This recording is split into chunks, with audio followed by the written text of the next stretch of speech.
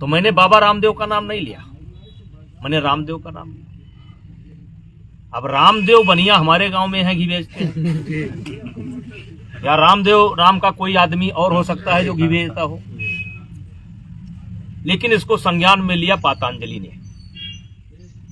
और कल मेरे पास बालकृष्ण जी का फोन आया।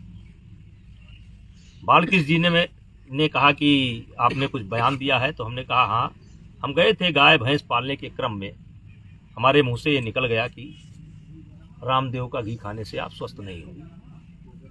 तो उन्होंने कहा कि हमारा घी बहुत अच्छा है और शुद्ध देसी गाय का है, उन्होंने कहा। तो हमने कहा महाराज जी आप बहुत अच्छा है, आप देश सेवा कर रहे हैं, आपका घी बहुत अच्छा है, लेकिन एक बात का उत्तर दे दीजिए, हम भी गाय पालते हैं, लगभग 30 किलो दूध में 1 किलो घी तैयार और 30 किलो का अगर 40 रुपए रेट के हिसाब से दाम लगा लिया जाए तो 1200 रुपए बनता है। उसके बाद कुछ कर्मचारी लगेंगे, कुछ लोग लगेंगे, तो 1500 लागत आएगी। तो आप 550 में कैसे बेच रहे हैं? बल्कि लोगों ने गाय पालना बंद कर दिया है और उसमें आपका बहुत बड़ा सहयोग है, क्योंकि किसानों को लागत के हिसाब से पैसा नहीं मिल रहा है। तो फिर बात चली अपना, तो ये क्रम समाप्त हुआ। तो हमारी उनकी बातचीत हुई, तो उन्होंने कहा कि एक वीडियो आप बना करके रिलीज कर दीजिए। तो वही वीडियो बनाने के लिए हम आए हैं। बहुत अच्छा, वही वीडियो बनाने के लिए हम आए हैं कि बालकृष्ण जी ने मुझसे कहा था कि एक वीडियो बना करके, आप छोटा सा वीडियो बना करके, जिसमें जो है हमारे ब्रांड को अनाम पत्र प्रमाण पत्र दे दें, मतलब उनका बहुत बड़ा नुकसान हो गया है। तो मैं आया हूं उसी ब्रांड के चक्कर में। तो भाइयों और जो लोग भी मुझे सुनेंगे या सुन रहे हैं, उनसे मैं कहना चाहता हूं कि महर्षि पातंजलि का जन्म गोंडा में कोरण झील के किनारे हुआ था, जिस स्थान पर हम लोग इस समय बैठे हैं, और ये उनकी छोटी सी समाधि है। महर्षि पातंजलि का जन्म 200 ईसा पूर्व माना गया है। जन्म स्थान वर्तमान गोंडा उत्तर प्रदेश, जो पूर्व में गोनर्द के नाम से विख्यात था। पहले गोंडा जनपद को गोनर्द के नाम से जाना जाता था। अब आपको पता होगा, जब मायावती जी ने गोंडा का नाम बदल करके लोकनायक जयप्रकाश नारायण किया था, तो मैंने एक बहुत बड़ा आंदोलन खड़ा किया था और गोंडा की जनता हमारे साथ थी, और अटल जी की कृपा से गोंडा बना रह गया। और उस समय गोनर्द का इतिहास मैंने निकाल करके गोंडा की जनता को बताने का काम किया था। आज उसी स्थान पर हम हैं। महर्षि पातंजलि व्याकरण की शिक्षा प्राप्त करने के लिए काशी गए थे। इनके गुरु पणनी जी थे, जिनसे पातंजलि जी ने व्याकरण की शिक्षा प्राप्त की थी।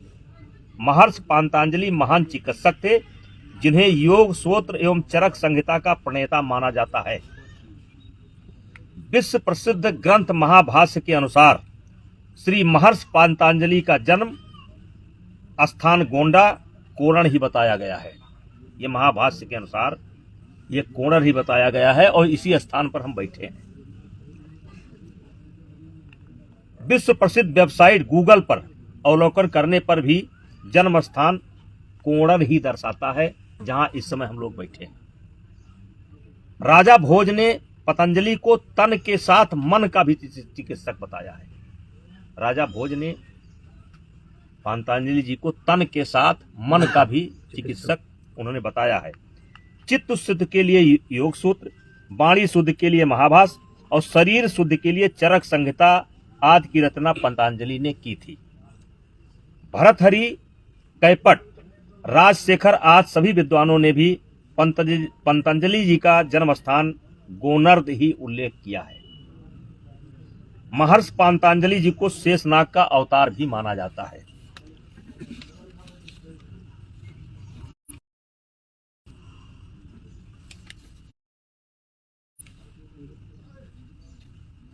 सनातन संस्कृति और हमारे ऋषि मुनि हमारी पूंजी है। इनके नाम का इस्तेमाल व्यक्तिगत लाभ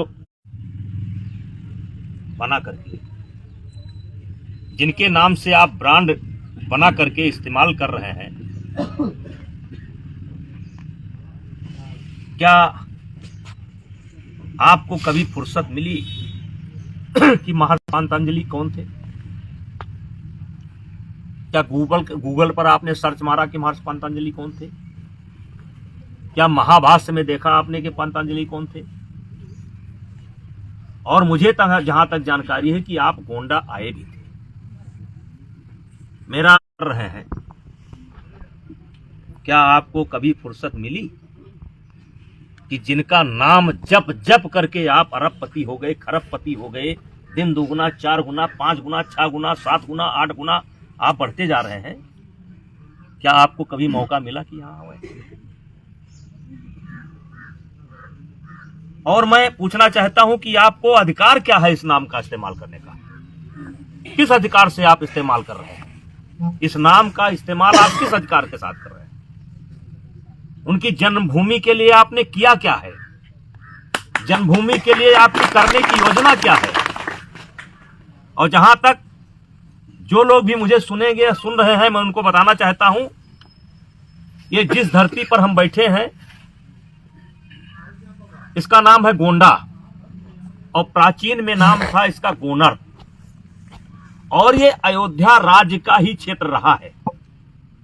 गोनर शब्द की उत्पत्ति मानी जाती है कि अयोध्या राज्य की गौएं यहां चरती थी, और यह भी माना जाता है गौ रहती थी, और कुछ जंगलवासी जैसे थारूवाद कुछ गरीब लोग रहते थे, और यहां पर या तो संत रहते थे, यहां तो सन्यासी रहते थे, यहां तपस्वी रहते थे।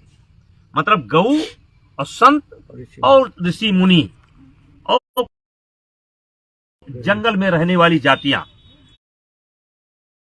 अब जैसे गोंडा में एक नहीं दर्जनों ऐसे महापुरुषों की कर्मभूमि और जन्मभूमि रही है।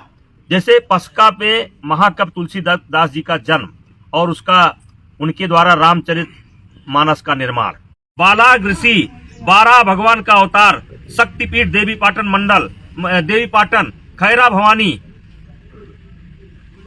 वैसे तो पूरे गोनाथ की धरती श्री राजा दशरथ की है, जिसमें एक नहीं सैकड़ों ऋषि मुनियों ने अपना जीवन बिताया है। बहराइच, बलरामपुर और श्रावस्ती को हम इसी का अंग मानते हैं, और सबको मिला दें तो ये धरती देवभूमि है। दुनिया भर के लोग आज वेल्थ से ज्यादा हेल्थ पर अपना ध्यान केंद्रित किए हैं। हेल्थ पतंजलि के योगा सूत्र और दैनिक जीवन चर्चा को अपनाकर ठीक रखा जा सकता है, यह अकाट सत्य है। पतंजलि के बताए इन्हीं योग सूत्र का इस्तेमाल बाबा रामदेव और आचार्य बालकृष्ण ने पतंजलि नाम को अपना ब्रांड बना करके बहुत बड़ा एम्पायर देश के और विदेश के अंदर खड़ा किया है। मुझे उनके साम्राज्य खड़ा करने पर कोई विरोध नहीं है, मुझे उनके साम्राज्य खड़ा करने पर कोई विरोध नहीं है, क्योंकि पतंजलि एक ऋषि थे, संत थे और भारत की शान थे और रहेंगे। लेकिन उनके नाम पर घी, उनके नाम पर तेल, उनके नाम पर साबुन है, उनके नाम पर मसाला, उनके नाम पर अंडरवियर, उनके नाम पर कस्टूम, उनके नाम पर हाफ पैंट। तो महाराज जी ये क्या है आपका? ये बात छोटी नहीं, बहुत बड़ी बात बनेगी। मैं सबसे हाथ जोड़ करके विनती करना चाहता हूं, जो लोग भी सुने हैं या सुनेंगे, वो एक बार महर्षि पतंजलि के जन्मभूमि पर अवश्य आवे। ये अयोध्या से मात्र उस महर्षि पतंजलि की ये जन्मभूमि की दुर्दशा है। हमारा उनसे कोई शिकायत नहीं है, हम उनसे कोई अपेक्षा नहीं करते। हम लोग साधारण आदमी हैं।